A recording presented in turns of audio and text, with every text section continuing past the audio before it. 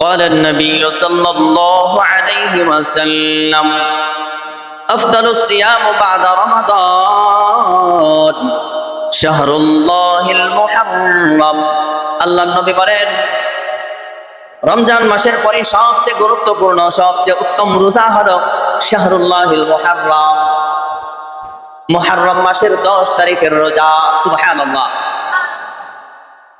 রমজান মাসের পরে আল্লাহ তাআলার কাছে সবচেয়ে গুরুত্বপূর্ণ সবচেয়ে উত্তম রোজা হচ্ছে শাহরুল্লাহিল মুহাররম মুহাররম মাসের 10 তারিখের রোজা। আজকের যে জুমায় আমরা মসজিদে উপস্থিত হয়েছি আল্লাহ তাআলার গণনার দিক দিয়ে বছরের প্রথম জুমায় আমরা মসজিদে উপস্থিত হয়েছি। আজকে মুহররম মাসের 3 তারিখ। আল্লাহ তাআলা যদি আজকে তৌফিক দেন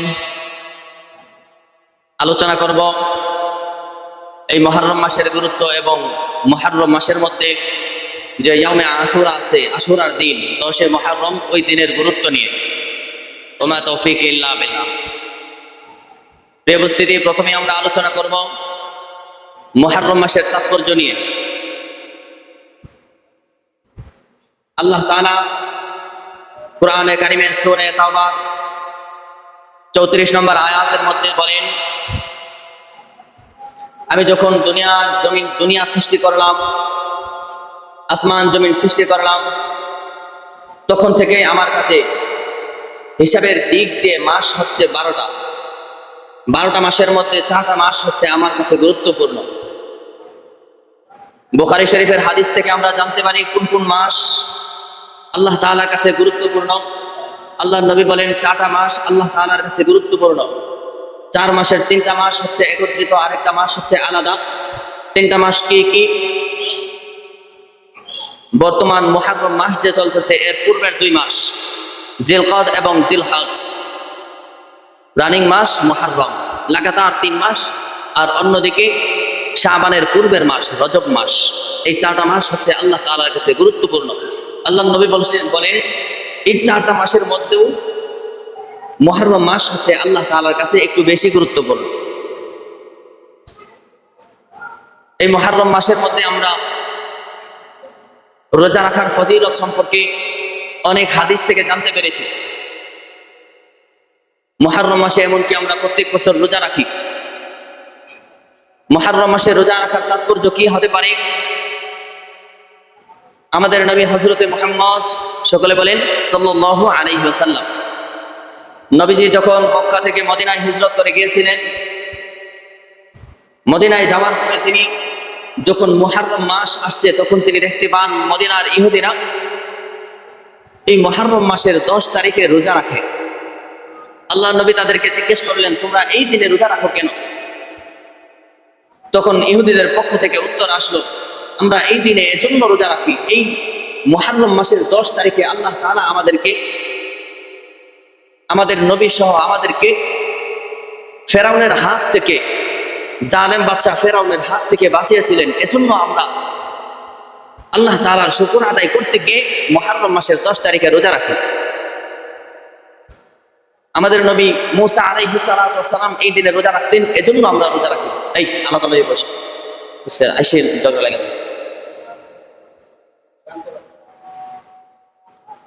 নবীজি বলেন, তোমরা যদি তোমাদের নবী মুসা রোজা রাখার কারণে তোমরা এই দিনে রোজা রাখতে পারো, তাহলে আমি তো তোমাদের চেয়ে মুসার অনেক নিকটবর্তী, মুসা তো আমার অনেক কাছের মানুষ, তাহলে আমি কেন রাখবো না? আল্লাহ নবী সেদিন থেকেই রোজা রাখার নিয়ত করলেন এবং সাহাবায়ে কেরামদেরকেও আদেশ করলেন রোজা রাখতে। তখন থেকেই আমাদের নবী রোজা রাখতে শুরু করে দেয়, এমনকি সাহাবায়ে কেরামও রোজা রাখতে শুরু করে দেয়।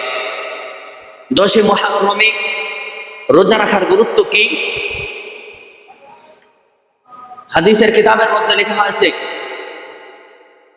আল্লাহ নবী সাল্লাল্লাহু আলাইহি ওয়াসাল্লাম 4টা আমল কখনোই ছাড়তেন না। কয়টা আমল? 4টা আমল। আম্মা জান হাফসা রাদিয়াল্লাহু তাআলা আনহা বলেন, আল্লাহর নবীকে আমি কখনোই দেখি নাই এই 4টা আমল ছেড়ে দিতে। এই 4টা আমল কি? 1 নম্বরে আম্মা জান হাফসা রাদিয়াল্লাহু তাআলা আনহা বলেন, সিয়ামু ইয়াউম আশুরা, আশুরার দিনের রোজা আল্লাহর রাসূল কখনোই ছেড়ে দিতেন না। 2 নম্বরে আম্মা জান হাফসা রাদিয়াল্লাহু তাআলা আনহা বলেন, ওয়াল আশর, 10 দিনের রোজা। কোন মাসের 10 দিনে আমরা রোজা রাখি? জিলহজ মাসের 10 দিনে রোজা রাখি কিনা? আম্মা জান হাফসা রাদিয়াল্লাহু তাআলা আনহা বলেন, 1 নম্বরে আল্লাহর রাসূল আশুরার দিনের রোজা রাখতেন। 2 নম্বরে জিলহজ মাসের 10 তারিখে আমরা কুরবানি করি। কুরবানির আগ পর্যন্ত যে 10 দিন আছে, জিলহজ মাসের 10 দিন আল্লাহর রাসূল রোজা রাখতেন। 3 নম্বরে আম্মা জান হাফসা রাদিয়াল্লাহু তাআলা আনহা বলেন, সালাসাতা আইয়ামু মিন কুল্লি শাহর, প্রত্যেক মাসের 3 দিন আল্লাহর রাসূল রোজা রাখতেন। সেই 3টা দিন কোন কোন দিন? সেই 3 দিনকে আমরা কি বলে চিনি? আইয়ামে বীজ বলে চিনি। 3টা দিন হচ্ছে প্রত্যেক মাসের 13 তারিখ, 14 তারিখ এবং 15তম তারিখ। এই 3 দিন আল্লাহর রাসূল রোজা রাখতেন, কখনোই ছাড়তেন না প্রত্যেক মাসের।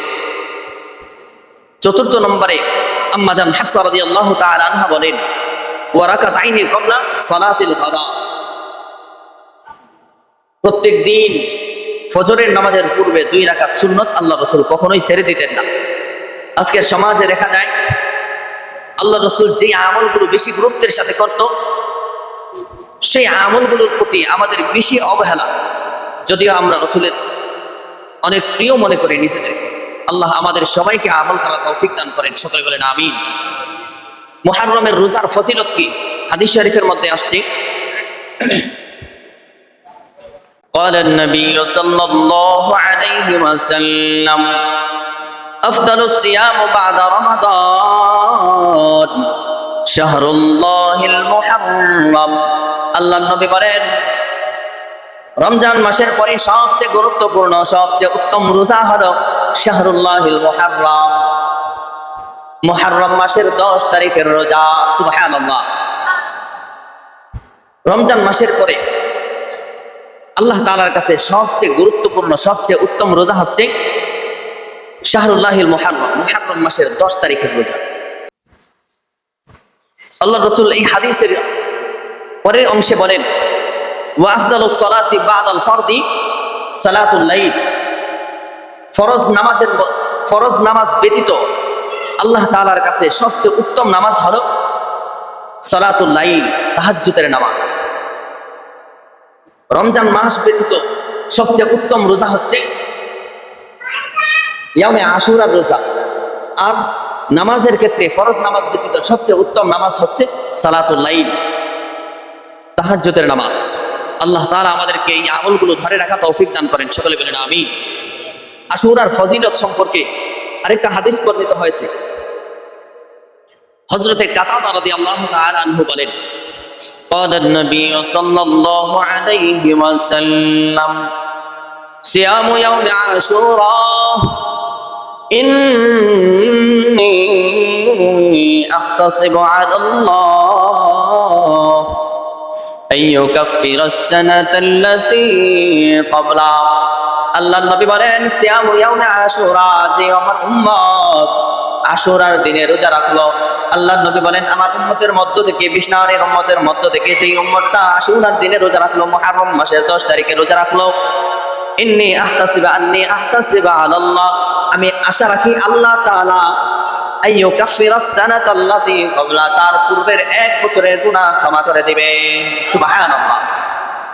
আল্লাহ নবী বলেন, কোন মানুষ যদি, আমার কোন উম্মত যদি আশুরার দিনে রোজা রাখে, আমি আল্লাহ তাআলার কাছে আশাবাদী আল্লাহ তাআলা তার পূর্বের 1 বছরের গুনাহ ক্ষমা করে দিবেন। এজন্য আজকে মুহররম মাসের 3 তারিখ, আগামী শুক্রবার হবে 10 তারিখ ইনশাআল্লাহ। আগামী শুক্রবারে এই আশুরার রোজাটি আমরা সবাই রাখবো। আল্লাহ তাআলা আমাদের সবাইকে তৌফিক দান করেন, সকলে বলেন আমিন। এই রোজা সম্পর্কে আব্দুল্লাহ ইবনে আব্বাস রাদিয়াল্লাহু তাআলা আনহু থেকে আরেকটা হাদিস বর্ণিত হয়েছে। আব্দুল্লাহ ইবনে আব্বাস রাদিয়াল্লাহু তাআলা আনহু বলেন, আল্লাহ নবী যদি কোনো মাসকে রোজা রাখার জন্য গুরুত্ব দিতেন, রোজার জন্য কোনো মাসকে বাছাই করতেন, তাহলে রমজান মাসকে বাছাই করতেন। আর যদি কোনো দিনকে বাছাই করতেন, তাহলে মুহররম মাসের 10 তারিখকে বাছাই করতেন, অর্থাৎ আশুরার দিনকে বাছাই করতেন। অন্য আরেকটা হাদিস বর্ণিত হয়েছে, আলী ইবনে আবি তালেব রাদিয়াল্লাহু তাআলা আনহু বলেন, সমাজের কিছু মানুষ, গ্রামের কিছু গ্রাম্য সাহাবী আল্লাহ রসুলের কাছে এসে জিজ্ঞেস করলেন, হে আল্লাহ রসুল, রমজান মাসের পরে আমরা কোন দিনে সবচেয়ে বেশি রোজা রাখবো, কোন দিনে গুরুত্বের সাথে রোজা রাখবো? আল্লাহ নবী তাদের উত্তরে বললেন, তোমরা আশুরার দিনে রোজা রাখো। কেন আশুরার দিনে রোজা রাখবা? এই দিনে রোজা রেখে যারা তাওবা করেছে এমন এক কওমকে আল্লাহ তাআলা ক্ষমা করে দিয়েছে। সুবহানাল্লাহ। আল্লাহ তাআলা কিয়ামত পর্যন্ত কওমের পরে কওম, কওমের পরে কওম, অর্থাৎ যারা এই আশুরার দিনে রোজা রেখে আল্লাহ তাআলার কাছে তাওবা করবে, আল্লাহ তাআলা তাদেরকে ক্ষমা করেই যাবেন, কিয়ামত পর্যন্ত ক্ষমা করতেই থাকবেন। এজন্য তোমরা আশুরার দিনকে রমজানের পরে গুরুত্বের সাথে রোজা রাখার জন্য তোমরা আশুরার দিনকে বাছাই করতে পারো, আশুরার দিনে রোজা রাখতে পারো। এজন্য আশুরার দিনে আমরা সবাই রোজা রাখবো, আল্লাহ তাআলা যদি আমাদেরকে তৌফিক দান করেন। প্রিয় উপস্থিতি, এই আশুরার দিনে আমরা যে রোজা রাখবো, রোজা কি একটা রাখবো নাকি দুইটা রাখবো, এ নিয়ে আমাদের মধ্যে মতবাদ বিভিন্ন মানুষের মধ্যে থাকে। আশুরার দিনে আমরা রোজা রাখবো দুইটা। কেন দুইটা রোজা রাখবো? আল্লাহ নবী যখন মদিনার মধ্যে হিজরত করে গেলেন, মদিনার ইহুদিদেরকে দেখতে পাইলেন ইহুদিরা একটা রোজা রাখে। আল্লাহ নবী তাদের কাছ থেকে কারণ জানতে পারলেন, জেনে তিনি বললেন যে আমরাও আজ থেকে এই আশুরার দিনে রোজা রাখবো। আল্লাহ নবী সাহাবায়ে কেরামদেরকে জানায় দিলেন, তোমরাও এই দিনে রোজা রাখো। সাহাবায়ে কেরামের মধ্যে থেকে কিছু সাহাবায়ে কেরাম আল্লাহ রসুলকে প্রশ্ন করলেন, হে আল্লাহ রসুল, ইহুদিরাও একদিন রোজা রাখে, আমরাও কি একদিনেই রোজা রাখবো? তখন আল্লাহ রসুল বললেন, ইহুদিরা যেহেতু একদিন রোজা রাখে, তাহলে আমরা দুইটা রোজা রাখবো, 2 দিন রোজা রাখবো। মুহররম মাসের 10 তারিখ রোজা রাখবো এবং 9 তারিখটাও আগের দিন রেখে দিব। বিভিন্ন হাদিসের মধ্যে আছে এবং ফকিহগণ বলেন, যেহেতু উদ্দেশ্য ইহুদিদের বিপরীত করা, কেউ যদি চায় যে 10 তারিখের রোজার সাথে 9 তারিখের রোজাটাও রেখে দিবে, চলবে, রাখতে পারবে। আবার কেউ যদি চায় 10 তারিখের রোজা রাখবে, 9 তারিখের রোজা রাখতে পারে নাই, 10 তারিখের রোজা রাখলো এবং 11 তারিখের রোজা রাখবে, তাও হবে। তবে মধ্যে দিয়ে গ্যাপ রাখা যাবে না। 10 তারিখের আগে বা পরে যে কোনো একদিন রোজা রাখতে হবে, যে কোনো 2 দিন রোজা রাখতে হবে। মুহররম মাসের রোজা রাখা আমাদের জন্য কি ফরজ? এক সময় ফরজ ছিলেন, যখন মুসলমানদের উপরে রমজান মাসের রোজা রাখা ফরজ করা হয়নি, তখন আমাদের উপর ফরজ ছিল। যখন রমজান মাসের রোজাকে আল্লাহ তাআলা ফরজ করেছেন, তখন আল্লাহ রসুল সাহাবায়ে কেরামদেরকে জানা দিলেন, যেহেতু তোমাদের উপর রমজান মাসের রোজাকে ফরজ করা হয়েছে, এখন আর মুহররম মাসের 10 তারিখের রোজাটা তোমাদের উপর ফরজ নয়, তোমরা চাইলে রাখতে পারো, চাইলে ভাঙতে পারো। যারা রাখবে সওয়াব পাবে, যারা রাখবে না তারা সওয়াব পাবে না, গুনাহগার হবে না, না রাখলে গুনাহগার হবে না। এটা কি হয়ে গেছে? মুস্তাহাব। রাখলে সওয়াব, না রাখলে গুনাহ নাই। এজন্য যেহেতু এই দিনে রোজা রাখলে আল্লাহ রসুল বলেন, আমি আশাবাদী আল্লাহ তাআলা তার পূর্বের 1 বছরের গুনাহ ক্ষমা করে দিবেন। আমাদের সমাজের মধ্যে যারা মাইকের আওয়াজ শুনতেছে, যারা মসজিদে আসছে, আসে নাই, আসবো, সব মিলিয়ে অনেক মানুষ আছে যারা রমজান মাস রোজা রাখা ফরজ ছিল, ওই রমজান মাসেও রোজা রাখি নাই। এই মুহূর্তে আমাদের সামনে আসতেছে ইয়াউমে আশুরা। এই আশুরার দিনে যদি আমি আপনি আল্লাহ তাআলার কাছে তওবা করি, আল্লাহ ভুল করে ফেলছি, তাওবা করার কারণে হাদিসের মধ্যে আছে আল্লাহ তাআলা এক কওমকে ক্ষমা করে দিয়েছেন, এক জাতিকে ক্ষমা করে দিয়েছেন। এজন্য আমরা যদি ইয়াউমে আশুরার দিনে রোজা রেখে আল্লাহ তাআলার কাছে তাওবা করতে পারি, আল্লাহ তাআলাকে ক্ষমা করতে পারবেন কি পারবেন না? অবশ্যই আল্লাহ তাআলা ক্ষমা করতে পারেন, আল্লাহ তাআলা দয়া করতে পারেন। এজন্য অন্তত পক্ষে সামনে যেহেতু মুহররম মাসের 10 তারিখ আসতেছে, আগামী শুক্রবার, আগামী বৃহস্পতিবার এবং শুক্রবার আমরা সবাই রোজা রাখবো। আল্লাহ তাআলা আমাদের সবাইকে তৌফিক দান করেন, সকলে বলেন আমিন। এই দিনকে ঘিরে আমাদের মধ্যে কিছু এমন কাজ হয় আমাদের দ্বারা, যে কাজগুলোর ইসলামের মধ্যে, শরীয়তের মধ্যে কোনো প্রকারের ভিত্তি নাই। আমি সংক্ষেপে যদি বলি, 1 নম্বরে আমাদের সমাজের মধ্যে দেখা যায় আশুরাকে সুখের দিন বানিয়ে মাতম পালন করে।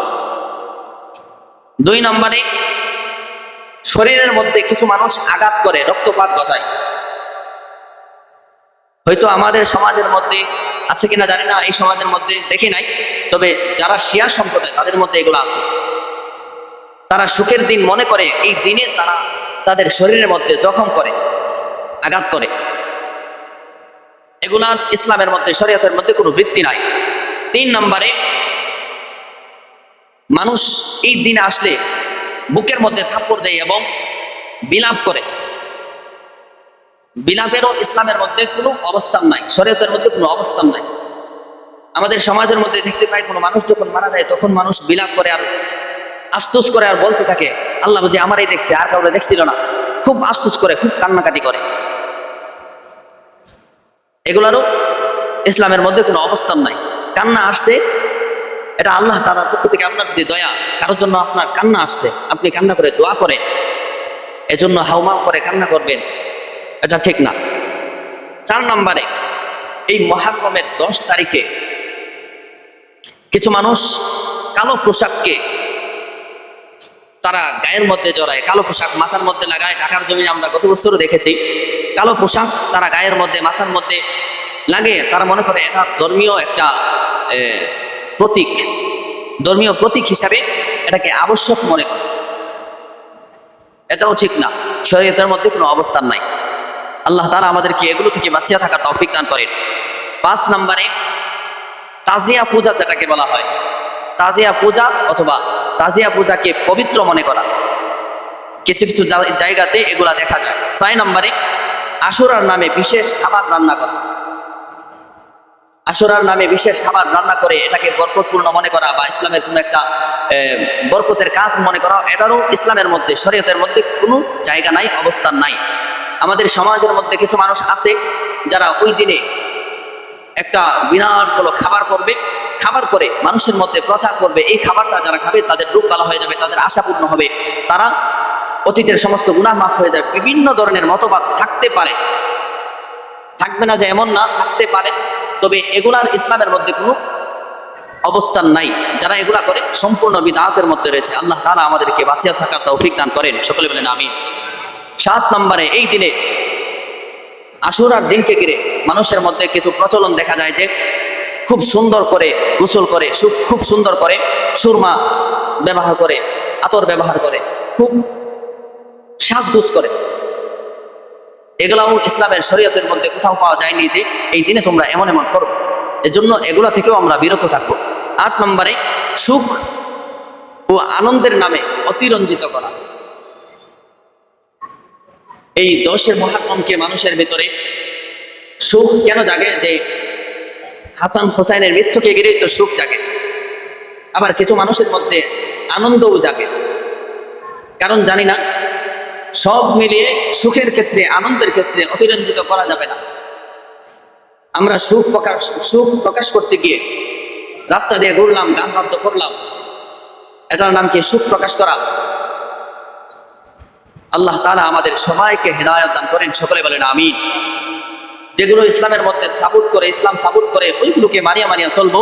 আর যেগুলোকে ইসলাম সাপোর্ট করে না, শরীয়তের মধ্যে নাই, ভিত্তিহীন কথা, যে এই কাজটা করলে এই হবে, এই কাজটা না করলে এই হবে না, এই হবে, এগুলা যদি ভিত্তিহীন হয়ে থাকে, এগুলাকে আমরা বর্জন করে চলবো। আল্লাহ তাআলা আমাদের সবাইকে তৌফিক দান করেন, সকলে বলেন আমিন। সামনে যেহেতু এই ইয়াউমে আশুরা আসতেছে, আশুরার দিনটাকে আমরা সবাই রোজা রাখার চেষ্টা করব। আল্লাহ তাআলা সবাইকে তৌফিক দান করেন, সকলে বলেন আমিন। দেখেন, নামাজের সময় প্রায় 25 বেজে গেছে, নামাজের সময় প্রায় হয়ে গেছে। অন্যান্য জুমার দিনে মসজিদে যখন 2-3টা কার্টন থাকে, জিলাপির কার্টন থাকে, মসজিদ ভরে যায় এই সময়ের ভিতর। আসলে আল্লাহ রসুলের হাদিসের মতো হয়ে গেছে। আল্লাহ রসুল বলেন, জুমার মুসল্লি হচ্ছে 3 প্রকার, নামাজের মুসল্লি হচ্ছে 3 প্রকার। এক প্রকারের মুসল্লি হচ্ছে তারা নামাজটাকে কথা মনে করে, যে শুক্রবার আসছে, নামাজ তো যাইতে হবে, অথবা সবাই যাইতেছে আমিও যাই। ওই যে আল্লাহ রসুল বলেন, যারা ওই রকমটা মনে করে যে মানুষ যাইতেছে আমিও যাই, কথা মনে করে, তাদের নামাজটাও হয়ে যাবে বৃথা। নামাজ পড়ে কোনো উপকার হবে না, লাভও হবে না, লস হবে না। দ্বিতীয় প্রকারের মুসল্লি হচ্ছে যারা মসজিদের মধ্যে আসে দোয়া করার জন্য, আল্লাহ তাআলার কাছে চাওয়ার জন্য। তাদের অবস্থান হচ্ছে আল্লাহ তাআলা যদি চায় তাদেরকে ক্ষমা করে দিবেন, আর যদি না চায় তাদেরকে ক্ষমা করবেন না, আযাব দিবেন। আর তৃতীয় প্রকারের মুসল্লি হচ্ছে, আল্লাহ নবী বলেন তারা পূর্ব থেকেই প্ল্যান থাকে যে জুমার দিন আসতেছে, জুমার দিনের আলাদা প্রস্তুতি থাকে, পুরো সপ্তাহ তো নামাজ পড়েই জুমার দিনের আলাদা একটা প্রস্তুতি থাকে। জুমার দিনে সুন্দরভাবে ঈদের দিন মনে করে গুরুত্বের সাথে আগে ভাগে মসজিদে আসে, অথবা রিট হয়ে গেলেও সে মসজিদে আসবে। আসার ক্ষেত্রে কারো কার ডিঙ্গিয়ে আসবে না, এবং তার হাত এবং পায়ের দ্বারা কোনো মানুষ কষ্ট পাবে না। তৃতীয় প্রকারের মুসল্লিদের সম্পর্কে আল্লাহ নবী বলেন, যারা ওই নিয়ত করে আসে এবং আল্লাহ তাআলার জন্য আসে, ইবাদতের জন্য আসে, আল্লাহ নবী বলেন তাদের পূর্বের 1 সপ্তাহ এবং সামনের 3 দিন মিলিয়ে 10 দিনের গুনাহ আল্লাহ তাআলা ক্ষমা করে দেন। সুবহানাল্লাহ। এজন্য আমরা তৃতীয় প্রকারের মুসল্লি হওয়ার চেষ্টা করব। আজকে দেখা যায় যারা পরে আসছে তারও সামনে আসতে চায়, এমনকি মানুষের ঘাড়ের উপর দিয়ে ডিঙ্গিয়ে আসে। আল্লাহ তাআলা আমাদের সবাইকে তৃতীয় প্রকারের মুসল্লি হয়ে নামাজের প্রতি পাবন্দি গার হয়ে মসজিদে আসার তৌফিক দান করেন, সকলে বলেন আমিন। এবং এই মুহররম মাসকে, মুহররম মাসের 10 তারিখকে রাসূল যেভাবে গুরুত্ব দিয়েছেন, রোজা রেখে কাটিয়েছেন, 9 তারিখ 10 তারিখ রোজা রেখেছেন, ওইভাবে রোজা রাখার তৌফিক দান করেন, সকলে বলেন আমিন। সমস্ত প্রকারের শরীয়ত প্রতিপন্থী কাজগুলোকে দূরে রেখে শরীয়ত প্রতিপন্থী কাজগুলো থেকে বিরত থেকে চলার তৌফিক দান করেন, সকলে বলেন আমিন।